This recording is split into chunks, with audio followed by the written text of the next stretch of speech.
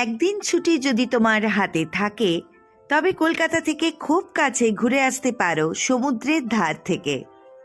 কলকাতা থেকে গাড়িতে মাত্র 4 ঘন্টায় পৌঁছে যাবে মন্দারমণি।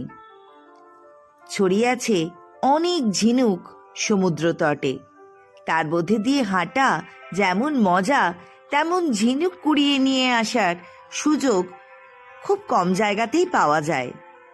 হোটেলের ব্যালকনিতে এলেই সমুদ্রের গর্জন, সেখান থেকে একের পর এক ঢেউ ভাঙার দৃশ্য অনন্ত, অবিরাম, অবিশ্রান্ত। এখানে সূর্যাস্তের আলাদাই একটা মজা। সি বিচটা একদম ফাঁকা, একদম নিজের ইচ্ছে মতো তুমি ঘুরে বেড়াতে পারো।